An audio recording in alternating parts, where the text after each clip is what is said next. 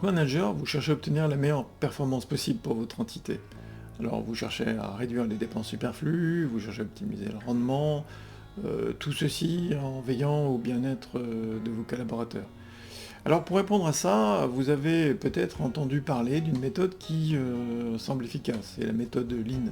Si on ouvre le manuel, on se dit, Lean, ça veut dire maigre, allégé en anglais, c'est sûrement une méthode pour faire des économies, et on voit que finalement c'est un peu plus compliqué que ça, voire même beaucoup plus compliqué que ça, parce que c'est une méthode stricte, rigoureuse, avec des termes qui viennent d'ailleurs, Kaizen, Jidoka, Muri, Muda, avec des référents qui portent des ceintures comme au judo, black belt pour les meilleurs, pour les plus qualifiés d'entre eux.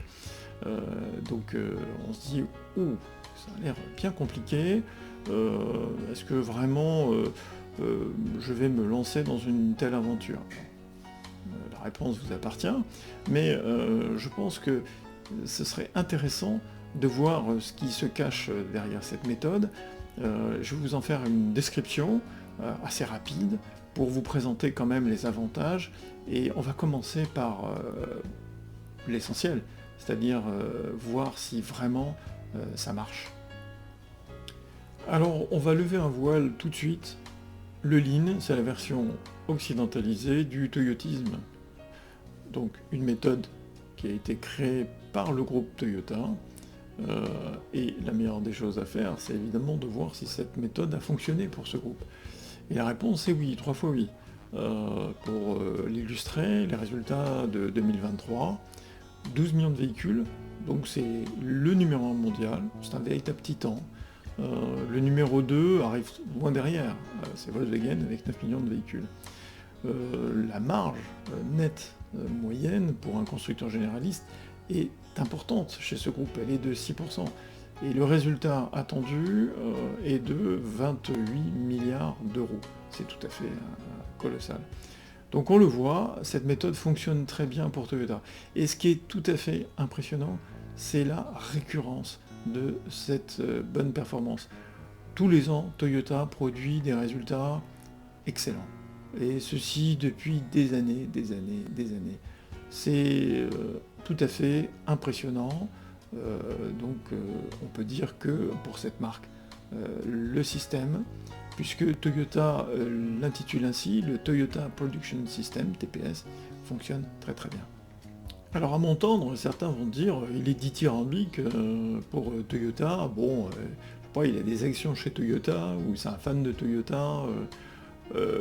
Alors clairement, Toyota, je ne travaille pas pour Toyota, je dirais même que par le passé, Toyota était un concurrent, que je respectais infiniment d'ailleurs, pour la qualité justement de ces méthodes, que je connais aussi pour avoir été au Japon en tant qu'étudiant, mais je n'ai pas d'intérêt chez Toyota, je suis juste à vouloir expliquer comment fonctionne cette méthode, que je trouve extrêmement intéressante, même si elle a quelques défauts, j'y reviendrai aussi dans les prochaines vidéos. Donc voilà, ce point est important, je crois, il faut le préciser, et voilà qui est fait. Je disais donc que cette technique, ou cette méthode, comme on voudra, est extrêmement efficace. Mais certains pourront se dire Toyota, c'est l'automobile, c'est l'industrie, c'est pas du tout mon secteur d'activité, franchement, je n'ai rien à voir avec ça. Alors c'est une erreur, parce que les méthodes qui sont proposées par le Lean ou le toyotisme sont des méthodes qui sont largement duplicables à d'autres secteurs d'activité, en partie du moins, et donc ces méthodes ont été réutilisées, ont été déployées dans les services par exemple. Donc il ne faut pas se dire que c'est uniquement réservé au monde industriel. Alors, envie d'en savoir plus? Alors là, je vous conseille de faire un large détour par l'histoire et par la compréhension des motivations qui ont été derrière la construction de cette méthode. C'est un petit peu à la japonaise, puisque c'est l'origine de cette technique. C'est comprendre l'esprit, la philosophie, car sinon, en fait, on fait les choses sans les comprendre. on n'a pas l'âme, on n'a pas l'inspiration. Et ça, c'est essentiel.